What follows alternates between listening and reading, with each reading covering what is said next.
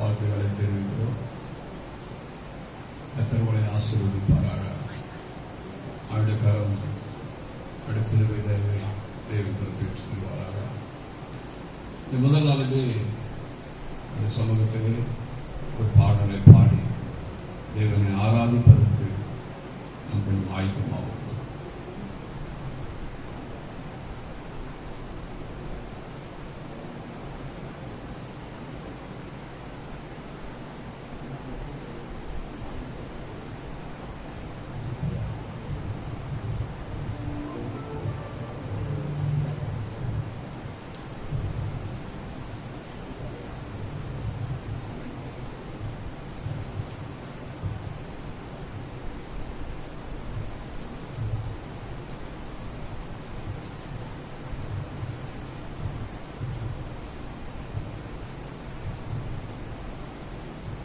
கொடுத்திருந்த பாடல், நீரின்றி வாழ்வது இறைவா, நினைவின்றி மகிழ்வது தேவா. பாடல் இருக்கும் இடங்களில் பாடலாம். மாடலோடு கூட இந்த நாளை ஆரம்பிப்போம். கர்த்தர் நம்மை நடத்துவார். நீரின்றி வாழ்வது இறைவா, நினைவின்றி மகிழ்வது தேவா. நீரின்றி வாழ்வது இறைவா, நினைவின்றி மகிழ்வது தேவா. உலகத்தில் 100 ஆண்டு நான் வாழ்ந்த போதும், உலகத்தில் 100 ஆண்டு நான் வாழ்ந்த போதும், உன் இல்லத்தில் வாழும் ஒரு நாள் போதும், உன் இல்லத்தில் வாழும் ஒரு நாள் போதும். நீரின்றி வாழ்வது இறைவா, நினைவின்றி மகிழ்வது தேவா. நீரின்றி வாழ்வது இறைவா, நினைவின்றி மகிழ்வது தேவா. பல கோடி வார்த்தைகள் நான் கேட்ட போதும், இயேசுவே நீர் பேசும் ஒரு வார்த்தை போதும். பல கோடி வார்த்தைகள் நான் கேட்ட போதும், இயேசுவே நீர் பேசும் ஒரு வார்த்தை போதும். 1000 ஜீவன் உயிர் வாழுவேன், 1000 ஜீவன் உயிர் வாழுவேன்.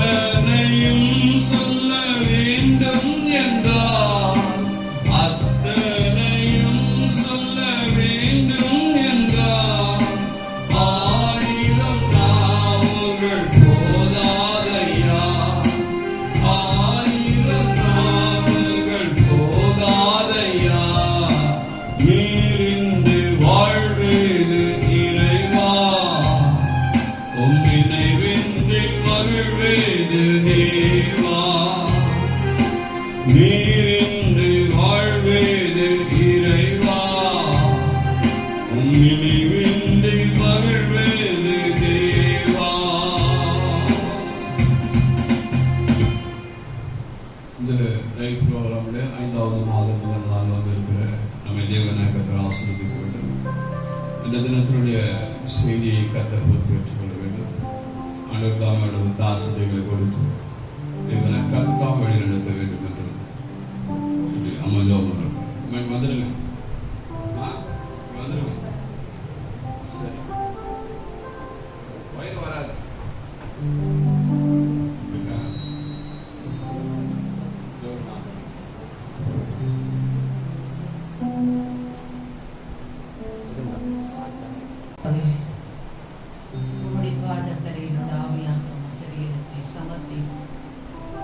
இந்த 5வது மாதம் 1ஆம் தேதி இந்த அதிகால நேரத்தில் உம்மை நோக்கி கூப்பிட நீர் கொடுத்த உங்களுடைய கிருபைக்காக ஸ்தோத்திரம், உங்களுடைய இரக்கத்துக்காக ஸ்தோத்திரம், உங்களுடைய மனது உருக்கத்துக்காக ஸ்தோத்தரிக்கிறோம், துதிக்கிறோம், ஸ்தோத்தரிக்கிறோம்.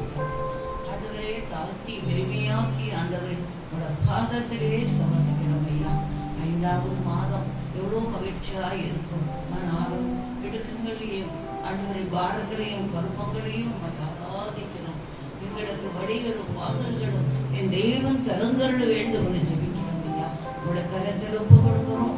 ஆண்டவரே பொறுப்பெடுத்துக் கொண்டும் அங்கங்க அமர்ந்து இந்த லைஃப் ப்ரோக்ராம அங்கங்க அமர்ந்து கேட்கிற ஒவ்வொரு பிள்ளைகளை என் தெய்வன் தாமை ஆசீர்வதித்து, ஒவ்வொரு குடும்பங்களை என் தெய்வன் தாமை ஆசீர்வதித்து நாமத்தை உயர்த்தப்பட உம்முடைய கரம் உம்முடைய கிருபை ஒவ்வொரு குடும்பங்களும் தொடரட்டும், காக்கட்டும், வழி நடத்தப்படட்டும். அப்பா ஆண்டவரே உம்மை நோக்கி பார்த்த கண்கள் எம்மட்டுமா யாரும் வெக்கப்பட்டு போனதில்லை ராஜா. இதோ வழிகளின் தடைகளும் வழிகளுடைய கிரியைகளும் தெய்வம் நீர் எல்லாவற்றையும் ஆராய்ந்து பார்த்து ஆண்டவரை நீர் தாங்கி நடத்த ஒரு கிருபை அதிகமா கொடுத்து நீர் ஆசீர்வதியும் ஐயா.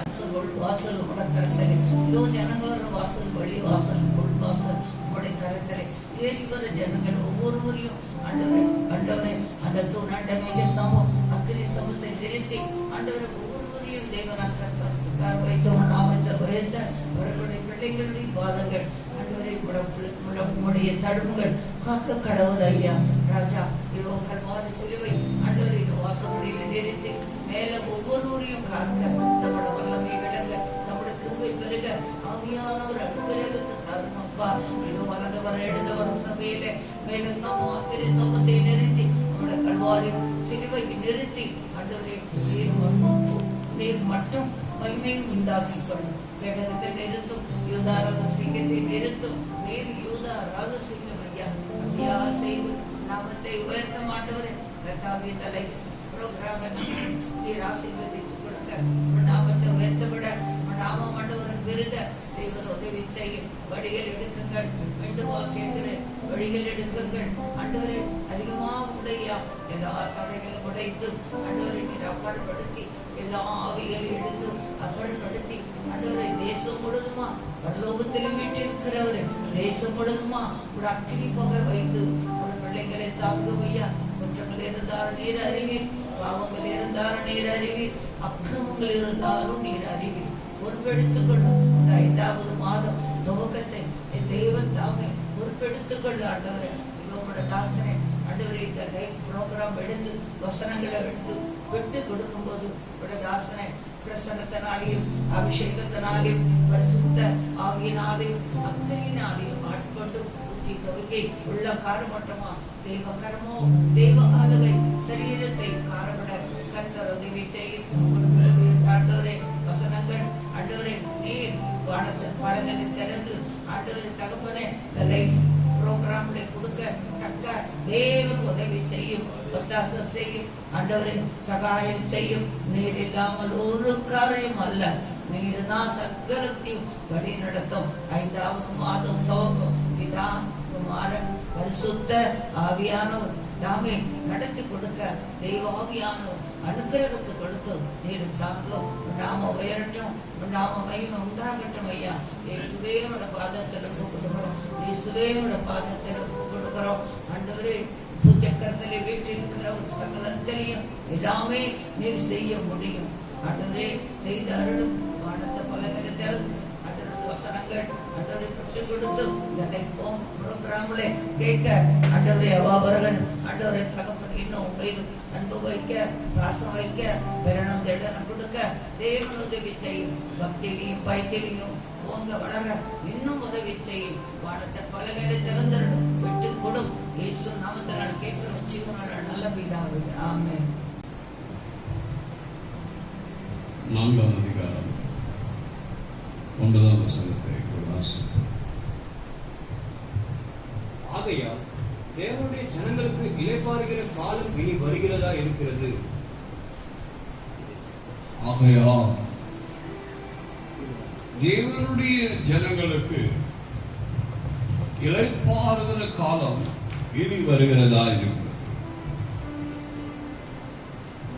தேசத்தினுடைய சூழ்நிலைகள், தேசத்தினுடைய நெருக்கடிகள், கொரோனா பிரச்சனை, ஊரடங்கு பிரச்சனை, சட்ட திட்டங்கள், இவை யாவையும் பார்க்கும் போது உலகம் அவ்வளவுதானா, நம்முடைய வாழ்க்கை இந்த நெருக்கடிகளோடு கூட காணப்படுமா யோசிக்கின்ற, பார்க்கின்ற உண்மையான கர்த்தருடைய பிள்ளைகளே, தேவனாய் கர்த்தர் உங்களுக்கு ஒரு தைரியத்தை கொடுக்கிறார், ஒரு வாக்கை கொடுக்கிறார். அவருடைய ஜனங்களுக்கு, தேவனுடைய ஜனங்களுக்கு இளைப்பாறுகிற காலம் இனி வருகிறதா இருக்கிறது. அவருடைய ஜனங்களுக்கு இளைப்பாறுகிற காலம் இனி வருகிறதாக இருக்கிறது. வாக்குத்தத்தங்கள் முடிந்து விடவில்லை, ஆண்டுகள் முடிந்து விடவில்லை. நமக்கு என்ன வாக்குத்தத்தங்கள் சொல்லப்பட்டதோ, என்ன வார்த்தைகள் நமக்கு சொல்லப்பட்டதோ, அந்த வாக்குத்தத்தங்களும் வார்த்தைகளும் நமக்கு நிறைவேறும். எந்த தரிசனங்களுக்கு நேராக தேவன் நம்மை அழைத்துக் கொண்டு போகிறாரோ அந்த தரிசனத்தை தேவனாய் கர்த்தர் அவர் நமக்கு நிறைவேற்றுவார். அவருடைய வெளிப்பாடுகள், அவர் நம்ம வெளிப்படுத்துகின்ற சொப்பனங்கள் நிச்சயமாக நிறைவேறும். அதனால் இதோடு கூட முடிந்துவிட்டது, அவ்வளவுதான் என்ற நிலை அல்ல. அவருடைய வாக்குத்தத்தங்கள் முடிந்து விடவில்லை, அவருடைய வார்த்தைகளும் முடிந்து விடவில்லை, அவருடைய நமக்கு சொன்ன தரிசனங்களும் முடிந்து விடவில்லை. அது அப்படி இருக்கிறது. ரிலாக்சேஷன்.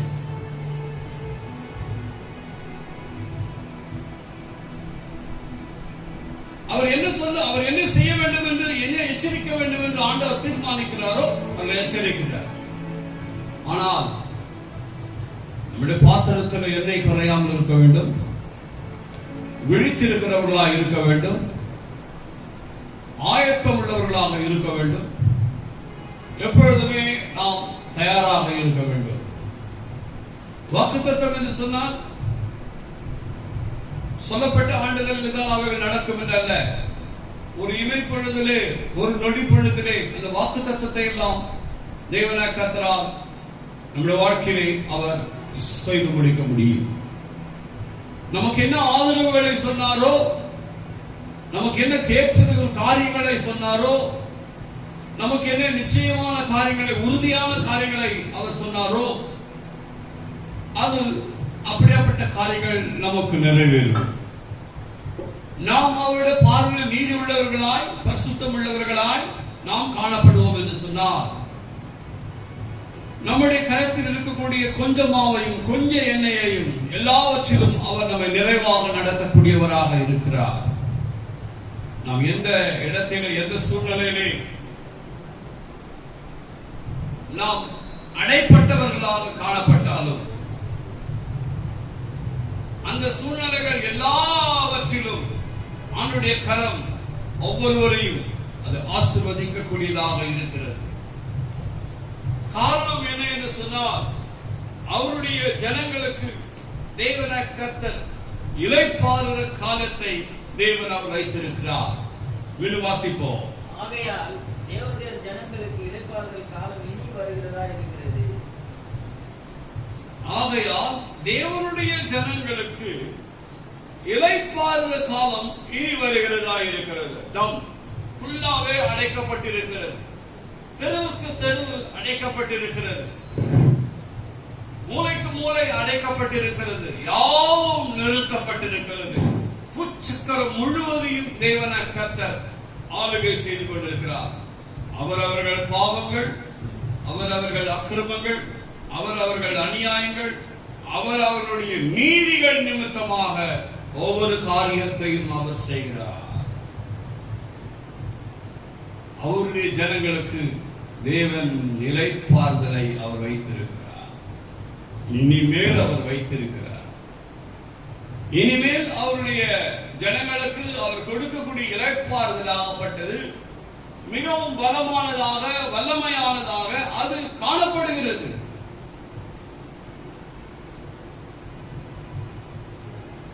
என்ன காரணம்?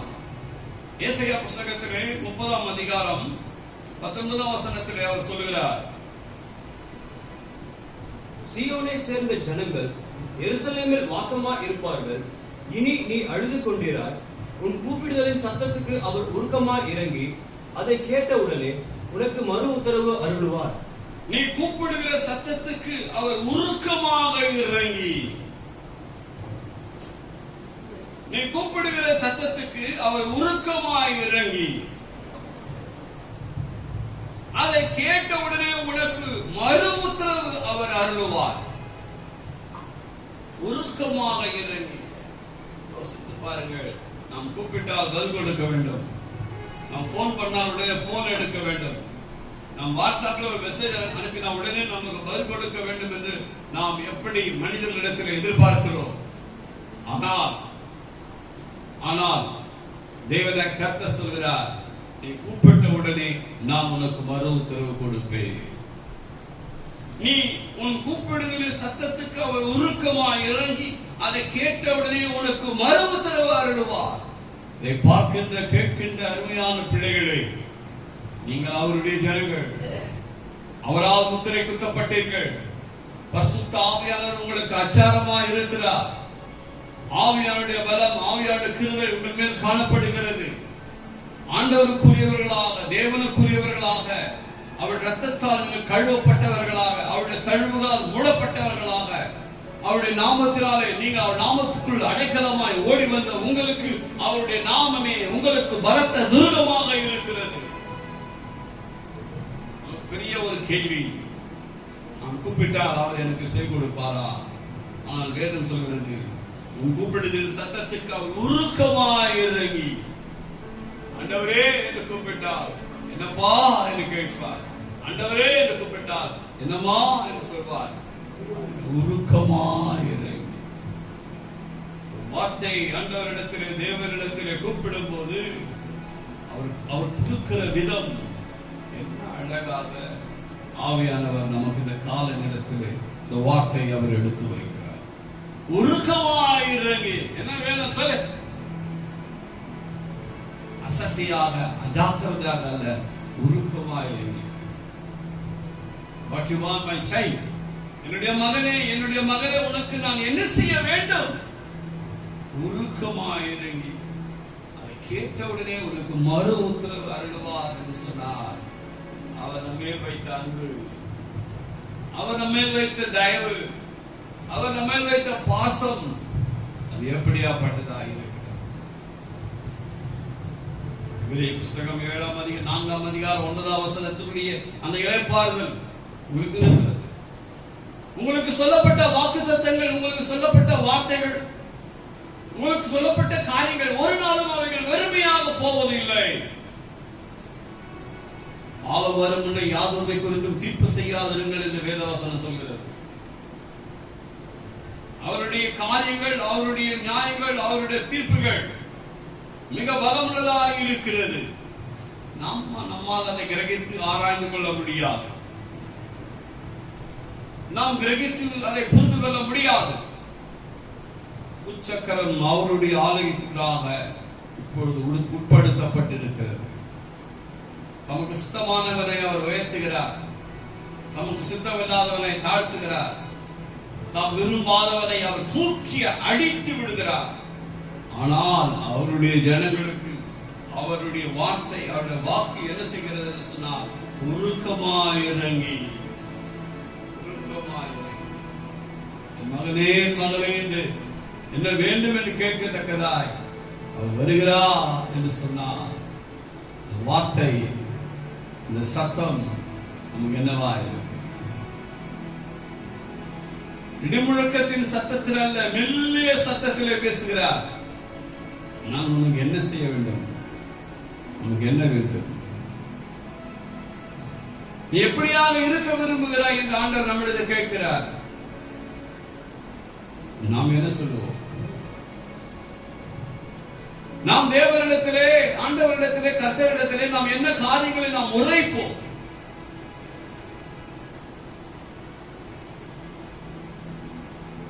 என்ன உரைப்போம்? என்ன சொல்றோம்? நீ பேசும் ஆண்டவரே, நான் கேட்கிறேன் என்று நாம் சொல்ல வேண்டும். ஆண்டவர் கேட்பார், உனக்கு நான் என்ன செய்ய வேண்டும்? நாம் சொல்ல வேண்டும், ஆண்டவரே நீ பேசும் ஆண்டவரே, நான் கேட்கிறேன். நீ பேசுவதையே எனக்கு செய்யும் ஆண்டவர் என்று சொல்லுவதே எனக்கு செய்யும் ஆண்டவரே. ஆவியினால் என்னை மூடி மறைத்துக் கொள்ளும். மாம்சத்தின் கண்கள் எனக்கு வேண்டாம் ஆண்டவரே. மாம்சமும் ரத்தமும் தேவனுடைய ராஜ்யத்தை சுதந்திரிப்பதில்லை என்று சொல்லப்பட்டிருக்கிறது. எனக்கு ஆவியினுடைய கண்களை, ஆவியினுடைய மனதை, ஆவியினுடைய சிந்தையை எனக்கு தாரும் என்று சொல்லும் போது இளைப்பாறுதலுக்கு மேலாய் தேவன் உங்களை அவர் நடத்துகிறவராக இருக்கிறார். காரணம் என்ன என்று சொன்னார்? காரணம் என்ன என்று சொன்னார்? இரண்டாவதாக சங்கீதக்காரன் சொல்கிறான். சங்கீதம் 95 சங்கீதத்திலே 7 வசனத்தை வாசிப்போம். அவர் நம்முடைய தேவன், அவர் நம்முடைய தேவன், நாம் அவர்களின் மேய்ச்சலின் ஜனங்களும், நாம் அவர்களுடைய மேய்ச்சலின் ஜனங்களும், அவர் கைக்குள்ளான ஆடுகளுமாக. அவர் நம்முடைய தேவன், அவர் நம்முடைய தேவன். இதில் நம் உறுதியாயிருக்கிறார். அவர் பக்கத்து வீட்டு தேவன், பக்கத்து நாட்டு தேவன், பக்கத்து ராஜாவின் தேவன் என்றல்ல. விரிவாய் சொல்கிறது வேதம். சங்கீதம் 95:7 வசனத்திலே அவர் நம்முடைய தேவன், அவர் நம்முடைய தேவன். அதில் நமக்கு ஒரு அழுத்தமான ஒரு காரணம், அழுத்தமான இருக்க வேண்டும். அவர் நம்முடைய தேவன், நாம் அவர் மேய்ச்சலின் ஜனங்கள். நம்மை சரியான மாதிரியில் நடத்துவார், புல்லுள்ள இடங்களில் நடத்துவார், தண்ணீர் உள்ள இடத்திலே நடத்துவார், செழிப்பான இடத்திலே நடத்துவார், கஷ்டமில்லாமல் நம்மை நடத்துவார், பாதுகாப்போடு கூட நம்மை நடத்துவார், சரியான பாதையில் அவர் நடத்துவார். புரோகிராமை காலை நேரத்தில் பார்க்கிறவர்களே, அவர் உங்களை நடத்துவார். யாவும் உங்களை தேடி வரும், எதுவும் உங்களை நாடி வரும். ஆண்டவரை நோக்கி நீங்கள் பார்ப்பீர்கள் என்று சொன்னால் நமக்கு கொடுக்கிற, நமக்கு செய்கிற, நம்மை முற்றிலும் பூரணமாய் நம்மை வழி நடத்துகிற ஒரு ஆண்டவராக அவர் இருக்கிறார். இனி அவருடைய ஜனங்களுக்கு இளைப்பாறுதல் கொடுக்கக்கூடிய காலம் வந்து கொண்டிருக்கிறது. இனி அவருடைய ஜனங்களுக்கு, அவருடைய பிள்ளைகளுக்கு இயேசுவின் ரத்தத்தால் கழுவப்பட்டவர்கள், அவருடைய நாமம் தரிப்பிக்கப்பட்டவர்கள், அவருடைய சேட்டை சிறுவக்குள்ளாய் தங்களை மூடி மறைத்துக் கொண்டவர்களுக்கு, அவர் மேல் யாரெல்லாம் விசுவாசமாக இருக்கிறார்களோ அவர்களுக்கு அவர் மேய்ச்சலின் ஆடுகள் சொல்லப்பட்டது. சங்கீதம் 23 2 வசனத்தை வாசிப்போம். அவர் என்னை புல்லுள்ள இடங்களில் மேய்த்து, அவர் என்னை புல்லுள்ள இடங்களிலே மேய்த்து, அமர்ந்த தண்ணீர்கள் அண்டையில், அமர்ந்த தண்ணீர் அண்டையிலே கொண்டு போய் விடுகிறார். அருமையான ஒரு வார்த்தை. அவர் என்னை புல்லுள்ள இடங்களில் மேய்த்து, அமர்ந்த தண்ணீர் அண்டையிலே கொண்டு போய் விடுகிறார். காலை நேரத்திலே ஊரடங்கு சூழ்நிலையிலே சபைக்கு வர முடியாமல் இருக்கிறவர்களே, ஆண்டவர் சொல்கிறார், உள்ளுள்ள இடங்களில் உங்களை மேய்த்து அமர்ந்த தண்ணீர் அண்டையிலே உங்களை கொண்டு போய் நிறுத்துவார்.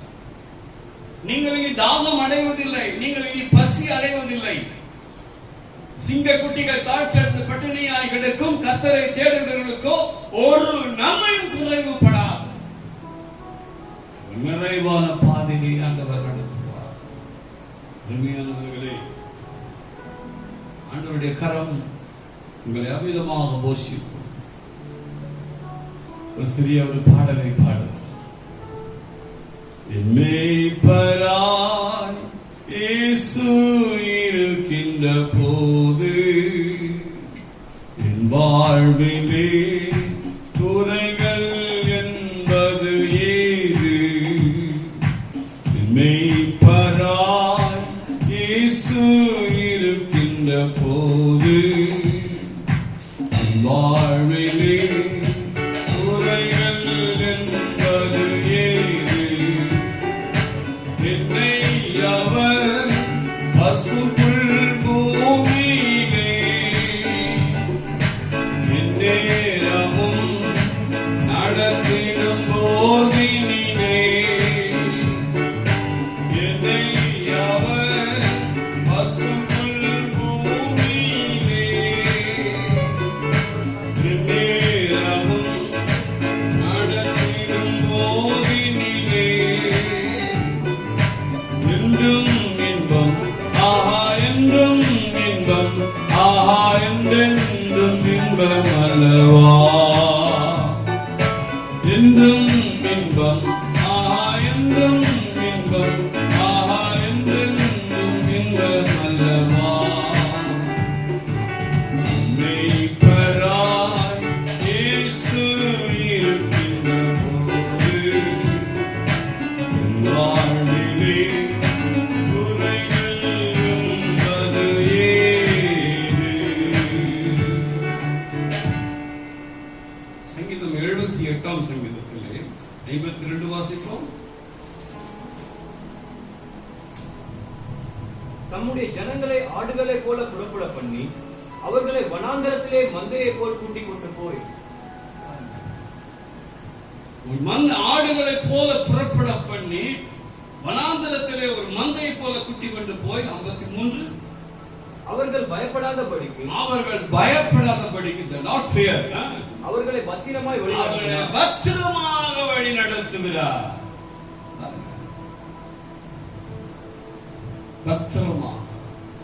பத்திரமாக ஆண்டவர் நடத்துகிறார். ஃபுல் செக்யூரிட்டி ஆண்டவர் நமக்கு கொடுக்கிறார். எவன் ஒருவன் காவலனாய் இருக்கிறானோ, காவலனாய் இருந்து தன்னையும் காத்துக்கொண்டு மற்றவனை காத்துக் கொள்கிறானோ, அவனை தேவன கர்த்தர் மேன்மையாக வைப்பார். எவன் ஒருவன் காவலனாய் இருக்கிறானோ, தன்னையும் காத்துக்கொண்டு மற்றவர்களை காக்கிறானோ, அவனை தேவனாய் கர்த்தர் வைப்பார். மெய்ப்பரானவனாய் இருக்கிறவன் நேர் வழியாக நடக்கும்போது அவனுடைய ஆடுகள் அவனை பின்பற்றி தான் செல்லும். மெய்ப்பனானவன், எந்த ஒரு மெய்ப்பனானவன் நேர் வழியாக நடக்கிறானோ அவனுடைய ஆடுகள் அவனைத்தான் அவர்கள் பின்பற்றி செல்லும். நம்முடைய பிரதான மேய்ப்பர் நமக்கு இயேசு கிறிஸ்து. அவர் சொல்கிறார், மந்தைக்கு மாதிரிகளாக இருங்கள் என்று சொல்கிறார்.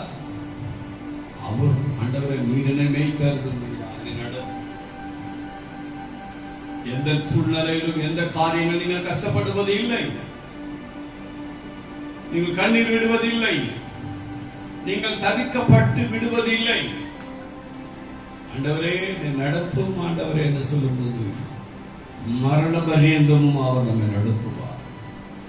கிறிஸ்துவுக்குள் அருமையானவர்களே, காணொலியை காண்கிறவர்களே, காலை நேரத்திலே ஆயத்தமாய் காத்திருக்கிறவர்களே, உங்கள் காத்திருத்தலுக்கு ஏற்ற பலனை அவர் உங்களுக்கு நிச்சயமாய் அவர் கொடுப்பார். அவருடைய வாக்குகள் முடிவதில்லை, அவருடைய ஆண்டுகள் முடிந்து போவதில்லை, அவர் சொன்ன தரிசனங்கள் வெளிப்பாடுகள் முடிந்து போவதில்லை.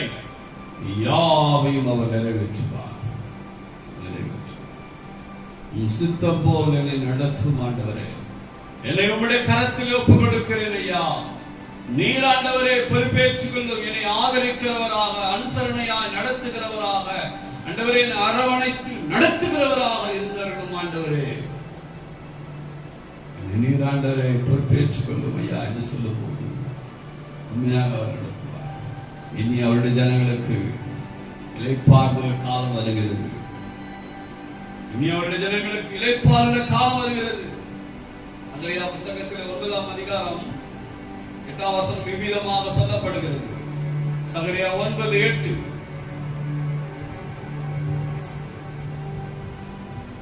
சேனையானது புறப்படும் போதும் திரும்பி வரும்போதும் என் ஆலயம் காக்கப்படும்படி அதை சுற்றிலும் பாளையம் போடுவேன். இனி ஒடுக்குகிறவன் அவர்களிடத்தில் கடந்து வருவதில்லை. அதை என் கண்களினாலே பார்த்து கொண்டிருக்கிறேன். அவருடைய ஆலயத்துக்கு ஆண்டவர் ஒரு பாதுகாப்பை கொடுக்கிறார். சேனையானது புறப்படும் போதும் வரும்போதும் அவருடைய ஆலயத்தை சுற்றிலும் ஒரு பாளையத்தை, பெரிய ஒரு தூத சேனையை தேவன் அவருடைய ஆலயத்துக்குள் வைக்கிறார். அவருடைய ஆலயத்தையும் அவரையும் சார்ந்திருக்கிற உங்களுக்கு, காணொளி காண்கிற உங்களுக்கும், இதை சொல்லுகிற எனக்கும் தேவன் ஒரு பாதுகாப்பை அவர் வைக்கிறார். கிறிஸ்துக்குள் அருமையானவர்களே, அவருடைய நாமத்துக்குள் நீங்கள் வந்திருக்கிறீர்கள். அவருடைய நாமமே உங்களுக்கு பலத்த துருகம். அவருடைய பலத்த துருகத்துக்குள் வந்துவிட்ட உங்களுக்கு ஒரு குறையும் தேவன் கர்த்தர் வைக்கிறவர் அல்ல.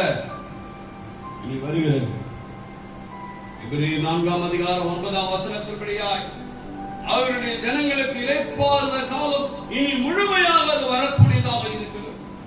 ஏனென்று சொன்னால் ஒடுக்குகிறவர் இனி அவர்கள் பட்சத்தில் கடந்து வருவதில்லை. ஒடுக்குகிறவன் இனி அவருடைய பட்சத்திலே கடந்து வருவதில்லை. ஊரடங்கு என்பது ஒரு ஒடுக்கம் தான். 144 என்பது ஒரு ஒடுக்கம் தான். வெளியே வராதே என்பதும் ஒரு ஒடுக்கம் தான். உள்ளே இரு என்பதும் ஒரு ஒடுக்கம் தான். உன்னை நீ ஒளித்துக்கொள் என்பதும் ஒரு ஒடுக்கம் தான். ஆனால் வேதம் சொல்கிறது, இனி ஒடுக்குகிறவன் உங்களிடத்திலே வருவது. எசேயா 30ஆம் அதிகாரம் 20ஆம் வசனத்தை வாசிங்க. 33:20. எசேயா 33:20. நம்முடைய பண்டிகைகள் ஆசரிக்கப்படும் நகரமாகிய சீயோனை நோக்கிப்பார். உன் கண்கள் எருசலேமை அமெரிக்கையான தாபரமாகவும் பெயர்க்கப்படாத கூடாரமாகவும் காணும். இனி அதன் மூலைகள் என்றென்றைக்கும் பிடுங்கப்படுவதும் இல்லை. அமெரிக்கையாக உன் கண்கள் காணும். அவர்கள் இனிமேல் அவர்கள் என்ன செய்வதில்லை என்று சொன்னால் அவர்கள் பிடுங்கப்படுவதில்லை. இளைப்பாறுகிற காலம் இது வருகிறது. அங்கு அமெரிக்கை உண்டு, அங்கு உறுதி உண்டு, அங்கு ஒரு நிச்சயம் உண்டு, அங்கே ஒரு ஆழம் உண்டு. அங்கே சகல வழிகளிலும் தேவன கர்த்தர் உண்மையும் சௌக்கியம் உள்ளவராய் பலப்படுத்தி நிறுத்துகிறவராக அமெரிக்கையை அங்கு வைக்கிறார். வாசிப்போம். நம்முடைய பண்டிகைகள் ஆசரிக்கப்படும் நகரமாகிய சீயோனை நோக்கிப்பார். உன் கண்கள் எருசலேமை அமெரிக்கையான தாபரமாகவும் பெயர்க்கப்படாத கூடாரமாகவும் காணும். பாருங்கள், இனி அதன் மூலைகள் என்றென்றைக்கும் பிடுங்குவதில்லை. அதன் கயிறுகளில் ஒன்றும் அருந்து போவதில்லை. கர்த்தர் உறுதிப்படுத்தும் போது எவனும் அறுக்க முடியாது. கர்த்தர் ஒரு காரியத்தை அவர் உறுதிப்படுத்த நினைத்து விட்டால் ஒருவரும் அதை பிடுங்க முடியாது. கர்த்தர் ஒரு காரியத்தை கட்டி வைத்து விட்டால் ஒருவரும் அதை அழுக்க முடியாது. கர்த்தர் ஒரு கதவை அவர் சாத்தி விட்டால் ஒருவரும் அதை திறக்க முடியாது. கர்த்தர் ஒரு கதவை திறந்து வைத்து விட்டால் ஒருவரும் அதை சாத்த முடியாது.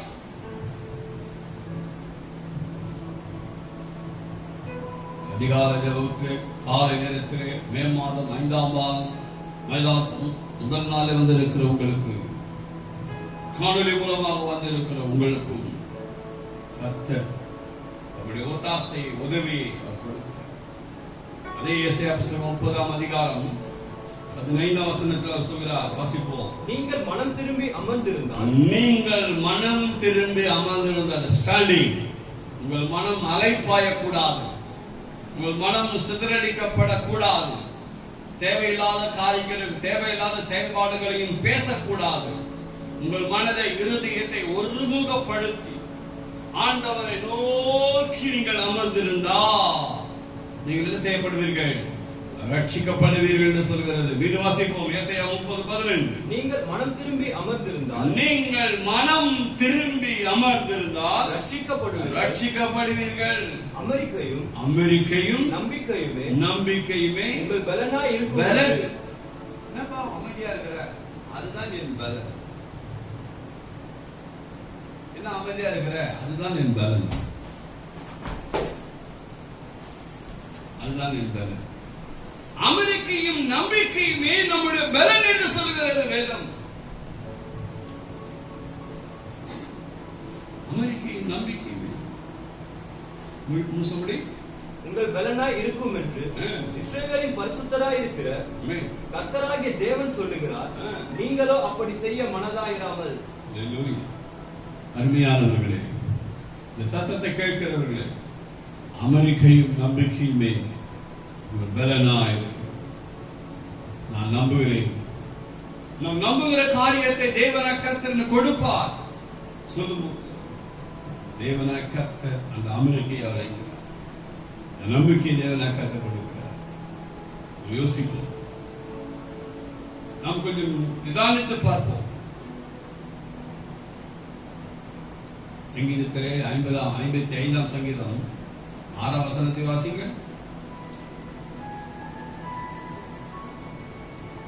அப்பொழுது நான், எனக்கு புறாவைப் போல் சிறகுகள் இருந்தால் நான் பறந்து போய் இளைப்பாறுவேன். இவரால் சும்மா உட்கார முடியும். என்ன செய்ய முடியல? லட்சக்கணக்கான வண்டியெல்லாம் அங்கங்க மாட்டிக்கொண்டு இருக்கிறார். 2 லட்சம் 3 லட்சம் பைக் மாட்டிக்கொண்டு இருக்கிறது. காரணம் என்ன? முடியவில்லை. பல காரணங்கள். அரிசி வாங்க போனா பிடிக்கிறாங்க, மருந்து வாங்க போனா பிடிக்கிறாங்க, யாரும் வெளியே வராதுரா அப்படிங்கிறாங்க. எப்படி சாப்பிடுவாங்க யோசிக்கிறாங்களா? எதையே பிடிக்கிறாங்க. அவங்க எப்படி சாப்பிடுவாங்க? டெய்லி வராங்க, கேட்கறாங்க, ஜுரம் இருக்கா, சளி இருக்கா, எல்லாம் இருக்கா. கூட சேர்ந்து அவங்க என்ன கேட்கணும்? அரிசி இருக்கா, பருப்பு இருக்கா, என்ன இருக்கான்னு கேட்கணும். சாப்பிட்டீங்களா கேட்கறாங்களா? இல்ல. சளி இருக்கா, ஜுரம் இருக்கா கேட்கறாங்க.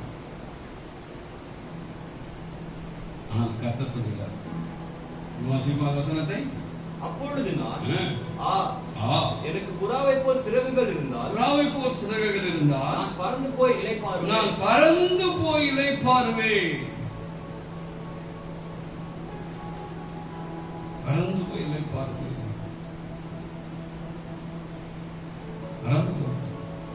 பைக்ல பறக்கலாம் அப்படின்ற ஆண்டவர் நமக்கு ஒரு இளைப்பாறுதலை கொடுத்தார். தேவன் நமக்கு ஒரு இளைப்பாறுதலை அவர் வைத்திருக்கிறார். இளைப்பாறுகின்ற சூழ்நிலைகள், இளைப்பாறுகின்ற காரியங்களை தேவனை கர்த்தர் முற்றிலுமாய் அவர் பொறுப்பேற்றுக் கொண்டிருக்கிறார்.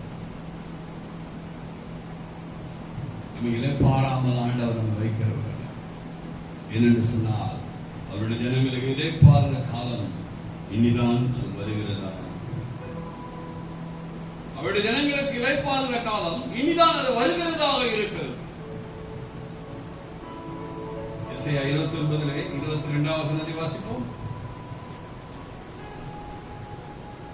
ஆகையால் ஆபிரகாமை மீட்டுக் கொண்ட கர்த்தர் யாக்கோபின் வம்சத்தை குறித்து 29:22. ஆகையால் ஆபிரகாமை மீட்டுக் கொண்ட கர்த்தர் யாக்கோபின் வம்சத்தை குறித்து இனி யாக்கோபு வெட்கப்படுவதில்லை, இனி அவன் முகம் செத்து போவதும் இல்லை. யோசித்து பாருங்க. நம்ம பக்கத்துல யாருன்னா ஒருத்தர் தும்மிட்டாங்கனாலே நமக்கு பயம் வந்துடும். வீட்டுல குடும்பத்துல யாருன்னா ஜுரம் வந்துட்டாலே பயம் வரும். இருமுனாலே தெளிப்போ. அப்பவே பயம் வந்துட்டாலே முகம் என்ன செய்யுது?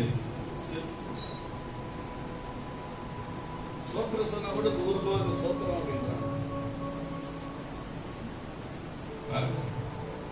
மரண வீட்டுக்கு அந்த உடனே அழுவாங்க. மரண வீட்டுல கூட வரும்போது கையில சானிடைசர் கொடுக்க வேண்டிய சூழ்நிலை ஆகிவிட்டது.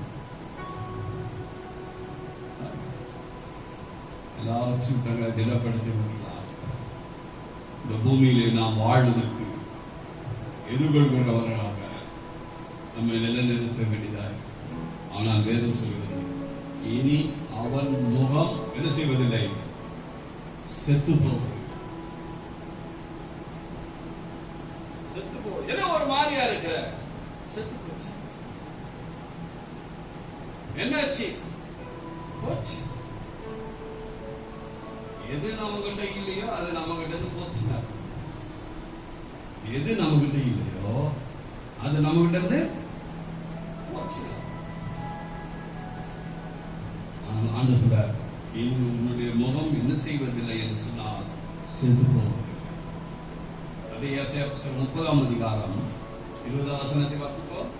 ஆண்டவர் உங்களுக்கு துன்பத்தின் அப்பத்தையும் உபத்திரவத்தின் தண்ணீரையும் கொடுத்தாலும் உன் போதகர்கள் இனி ஒருபோதும் மறைந்திருக்க மாட்டார்கள். உன் கண்கள் உன் போதகர்களை காணும். அருமையானவர், துன்பத்தின் அப்பத்தை உபத்திரவத்தின் தண்ணீரையும் கொடுத்தாலும், துன்பத்தின் அப்பத்தையும் உபத்திரவத்தின் தண்ணீரையும் கொடுத்தாலும் உன் போதகர்கள் இனி ஒருபோதும் மறைந்திருக்க மாட்டார்கள். இப்ப மறைந்திருக்கிற மாதிரி தான் லைவ் ப்ரோக்ராம்லாம் என்னது, போதகரை பார்க்க முடியுதா? நெட் ஆஃப் ஆச்சுன்னா பார்க்க முடியாது, கரண்ட் ஆஃப் ஆச்சுன்னா பார்க்க முடியாது, பேட்டரி லோ ஆச்சுன்னா பார்க்க முடியாது. என்ன பார்க்கல, என் பொண்ணு எனக்கு நெட்டு போடல, எல்லாத்தையும் கட் பண்ணி எனக்கு காமிக்கிறாங்க. ஏன்னா அவங்களுக்கு நெட் ஆயிட போது, மொத்தமா பார்த்தா நெட் ஆயிட போது. ஆனால் வேதம் சொல்கிறது, இந்த நேரம் என்ன செய்யாது, நீடிக்காது. இனி உன் போதவர்கள் மறைந்திருக்க மாட்டார்கள். நிறைய பாஸ்டர்ஸ் எங்க இருக்காங்கன்னு தெரியல. ஊரடங்குக்கு பயப்படுறாங்களோ இல்லையோ, கொரோனாவுக்கு பயந்து போயிட்டாங்க. லைவ் கூட போறது கிடையாது, வெளியே கூட போறது கிடையாது. ஒரு சொல்ல 30 நாள் ஆச்சு வெளியே வந்து, எப்படி இருக்குது வெளியே தெரியல, வெளியே வரதுக்கு பயம். போதர்கள் எல்லாம் என்ன இருக்கிறாங்க, மறைஞ்சு இருக்கிறாங்க. பசங்க கொஞ்சம் ஓமனை வர வராது ஊராடுங்க நான் ஒன்றும் கிடையாது. கொரோனா பயம்.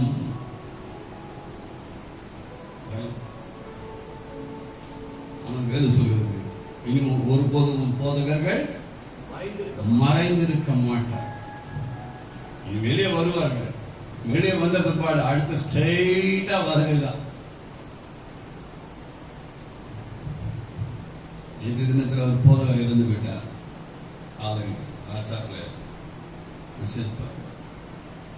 மேலிசில ஆயசனோடு அவருடைய பையன் படிக்கிறார். என்ன குடும்பம் என்ன செய்யும்? உங்களோட நேரம் கேட்டது எப்பொழுது அடக்காத இல்லை, கொரோனா இருக்கிறதா இல்லை என்று பார்த்துதான் பாடியை தருவார்கள். அந்த பிற்பாடுதான் முடிவு எடுக்க வேண்டும் நிலைமைப்பார். ஆனால் வேதம் சொல்லுவது காலை நேரத்திலே உன்னுடைய போதர்கள் உன் கண்களுக்கு என்ன செய்தார்கள், மறைந்து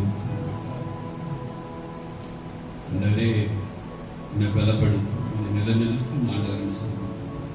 அவர் எல்லாவற்றும் கண்களுக்குள்ளார் அவர் வெளியேறப்படுத்துகிறவராய். இனிதான் நமக்கு ஒரு இளைப்பாறுதல் இருக்கிறது. இப்படியே என் வாழ்க்கையா, இதுதான் என் வாழ்க்கையா? பாருங்கள், கஷ்டம், நெருக்கடி, டென்ஷன், எல்லாவற்றையும் ஒரே காரியத்திலே எல்லாவற்றையும் கர்த்தர் மாற்றிக் கொள்கிறார். அவர் நமக்கு இளைப்பாறுதலை கொடுத்து விட்டால் அந்த இளைப்பாறுதலை சரியான முறையிலே நாம் பயன்படுத்திக் கொள்ள வேண்டும். ஆண்டவர் இளைப்பாறுதலை கொடுத்திருக்கிறார், அதுக்கு அடுத்து ஒரு இளைப்பாறுதலை கொடுக்கிறார். அந்த இளைப்பாறுதலை நாம் எவ்விதமாக பயன்படுத்திக் கொள்கிறோம் சொல்றார். யாத்திராகமம் புத்தகம் 33ஆம் அதிகாரம் 14ஆம் வசனத்தை வாசிங்கள். அதற்கு அவர், என் சமூகம் உனக்கு முன்பாக செல்லும், என் சமூகம் உனக்கு முன்பாக செல்லும், நான் உனக்கு இளைப்பாறுதல் தருவேன் என்றார். சமூகம் என்று சொன்னால் 2-3 பேர் சேர்ந்த வார்த்தை தான். ஆனால் அந்த ஊரடங்கு பிரச்சனையில நீங்கள் சமூக இடைவெளி இருங்கள், சமூக இடைவெளி இருங்கள். சமூக இடைவெளி என்றால் அந்த தமிழ் வார்த்தைக்கு அர்த்தம் என்னதுதான், 3 பேர் சேர்ந்துதான் சமூகம். ஆனா சொல்ல வேண்டிய வார்த்தை என்ன? தனிநபர் இடைவெளி அப்படின்னு சொல்லணும். தனிநபர், தனித்தனியா ஒரு ஆளுக்கும் 2 மீட்டர் 3 மீட்டர் தள்ளி தள்ளி நில்லுங்கன்னு சொல்லணும். அதான் தனிநபர் இடைவெளி. கடைய பக்கத்துல போட்டுடுவாங்க, ஆனா கிட்ட வரக்கூடாது. ஏன் கடை 10 அடிக்கு ஒரு கடை, 10 அடிக்கு ஒரு கடை, 10 அடிக்கு ஒரு கடை போட்டா ஏன் ஜனங்க நெருங்க போறாங்க? மொத்தமா ஒரு நேரம் சொல்லும் போது மொத்தமா போய் அங்க டென்ஷன் ஆயிட்டு. ஆனா கர்த்தர் சொல்றார், என் சமூகம் உனக்கு முன்பாக செல்லும், உனக்கு என்ன கிடைக்கும்? இளைப்பாறுதல் கிடைக்கும். இதே வார்த்தையை மத்திய புஸ்தகத்தில் 11ஆம் அதிகாரம் 28 சொல்கிறார். பார்ப்போம். வருத்தப்பட்டு பாரம் சுமக்கிறவர்களே, நீங்கள் எல்லோரும் என்னிடத்தில் வாருங்கள், நான் உங்களுக்கு இளைப்பாறுதலை தருவேன். கிறிஸ்துவுக்குள் அருமையானவர்களே, இந்த வார்த்தையை கவனிக்கிறவர்களே, கேட்கிறவர்களே, உற்று நோக்குகிறவர்களே, லைவ் ப்ரோகிராம்ல கையில போன் வைத்திருக்கிறவர்களே, டேப் வைத்திருக்கிறவர்களே, கர்த்தர் சொல்கிறார், வருத்தப்பட்டு பாரம் சுமக்கிறவர்களே, நீங்கள் எல்லோரும் வாருங்கள், நான் உங்களுக்கு இளைப்பாறுதலை தருவேன். 29, நான் சாந்தமும் மனத்தாழ்மையுமாய் இருக்கிறேன், என் நுகத்தை உங்கள் மேல் ஏற்றுக்கொள்ளுங்கள், என்னிடத்தில் கற்றுக்கொள்ளுங்கள், அப்பொழுது உங்கள் ஆத்துமாக்களுக்கு இளைப்பாறுதல். அவரிடத்திலே கற்றுக்கொள்ள வேண்டும். நம்முடைய குடும்பத்துக்கு இளைப்பாறுதல் வேண்டும், நம்முடைய வாழ்க்கைக்கு இளைப்பாறுதல் வேண்டும், நம்முடைய எல்லா காரியங்களும் இளைப்பாறுதல் வேண்டும் என்று சொன்னால் நாம் யாரிடத்திலே கற்றுக்கொள்ள வேண்டும்? கர்த்தரிடத்திலே கற்றுக்கொள்ள வேண்டும். அவர் என்ன சொல்லுகிறாரோ அதை செய்ய வேண்டும். இயேசு கிறிஸ்துவினுடைய தாயார் இயேசு கிறிஸ்துவினிடத்தில் வந்து, அப்பா ராட்சசம் குறைப்பட்டது என்று சொல்கிறார்கள். இயேசு கிறிஸ்துவார், உனக்கும் எனக்கும் என்ன? வெத்துட்ட அதோடு உன் மேல முடிஞ்சு போச்சு அப்படின்றார். அந்த அம்மா கம்மன் வந்துடுறாங்க. என்னம்மா, அவர் என்ன சொல்றாரு நீங்க செய்யுங்க. அப்பவே அந்த அம்மாவோட கால முடிஞ்சு. அப்போ அவர் கற்றுக் கொடுக்கிறார். வெறுமையான திராட்சை கச்சாடியிலே தண்ணீரை நிரப்புங்கள். யார் கற்றுக் கொடுக்கிறது? அவர் கற்றுக் கொடுக்கிறார். மோசேயை பார்த்து, உன் தோலை சிவந்து சமுத்திரத்துக்கு முன்பாக நீட்டு. யார் கற்றுக் கொடுக்கிறார்? அவர் கற்றுக் கொடுக்கிறார். பேதுரை பார்த்து தண்ணீரில் நடந்து வா. யார் கற்றுக் கொடுக்கிறார்? அவர் கற்றுக் கொடுக்கிறார். அவர் கற்றுக் கொடுக்கிறதை நாம் செய்ய வேண்டும். ஒரு வார்த்தை சொல்றாங்கன்னா அது என்ன காரணம்? நமக்கு அவர்கள் கற்றுக் கொடுக்கிறார்கள். வாசிப்போம் 29. நான் சாந்தமும் மனத்தாழ்மையுமாய்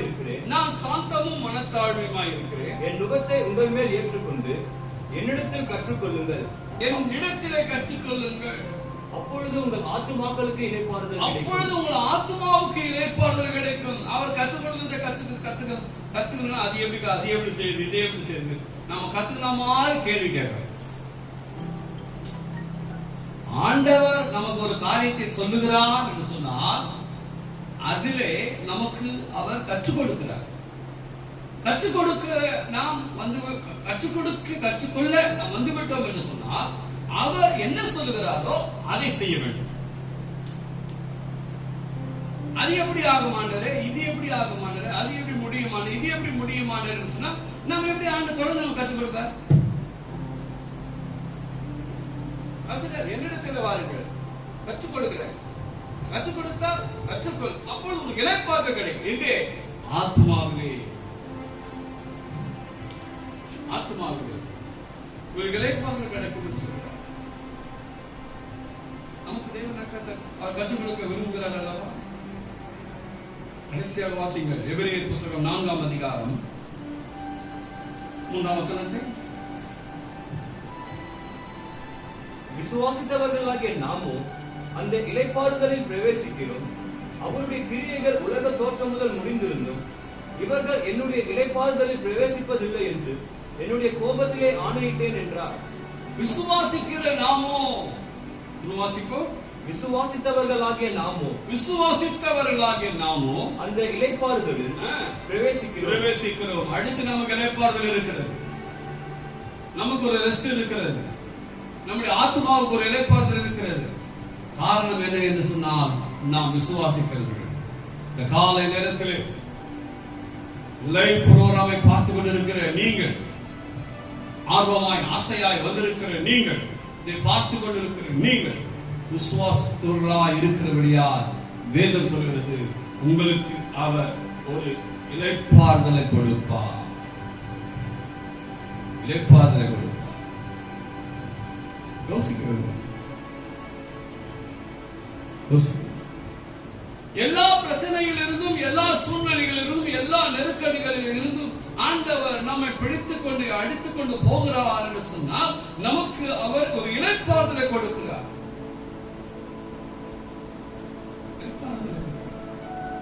இன்னொரு வசனத்தை வாசித்து முடிப்போம். கடைசியாக சங்கீதம் 116 சங்கீதம் 8 வசனத்தை வாசிங்க. என் ஆத்துமாவை மரணத்துக்கும், என் கண்ணை கண்ணீருக்கும், என் காலை இடறுதலுக்கும் தப்புவித்தீர். 116:8. என் ஆத்துமாவை மரணத்துக்கும், என் கண்ணை கண்ணீருக்கும், என் காலை இடறுதலுக்கும் தப்புவித்தீர்.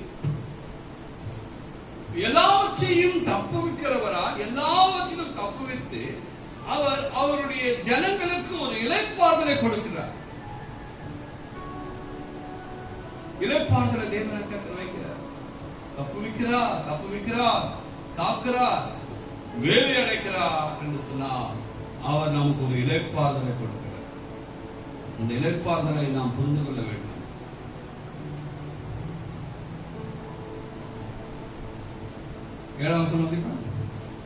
என் ஆத்துமாவே, கர்த்தர் உனக்கு நன்மை செய்தபடியால், நீ உன் இளைப்பாறுதலுக்கு திரும்பு. இளைப்பாறுதலுக்கு திரும்பு.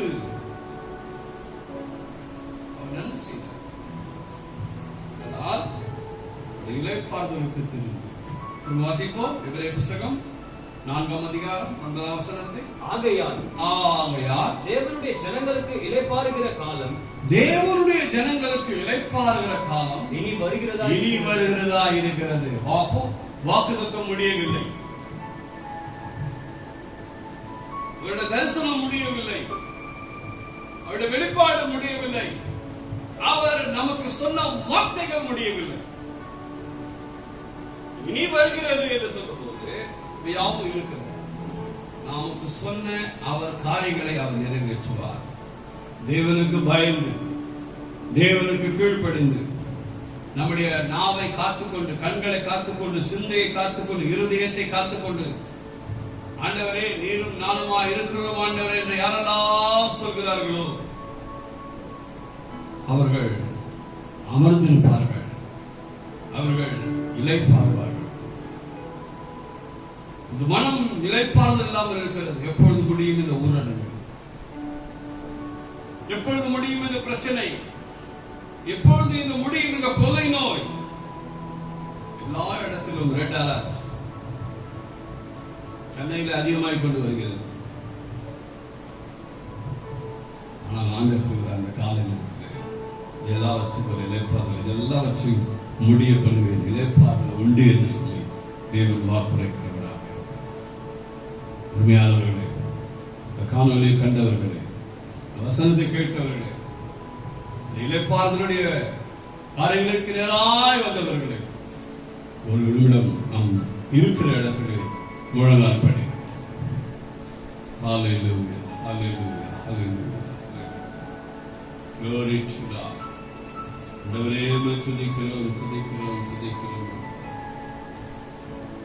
மறைவிடமும் உண்டு மன்னரின் ஜன்னத்துக்கு, குறை விசாரிக்கும் கோபத்தினாலே. மறைவிடமும் உண்டு மன்னரின் ஜன்னத்துக்கு, குறை விசாரிக்கும் கோபத்தினாலே.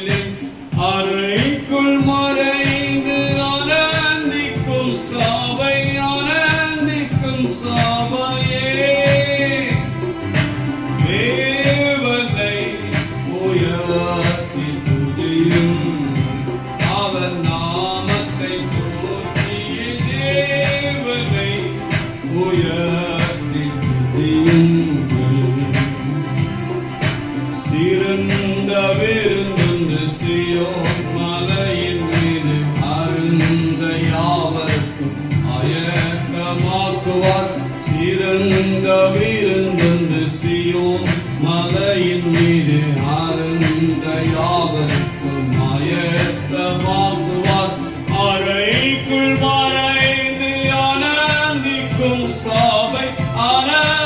துதிக்கும் சபையே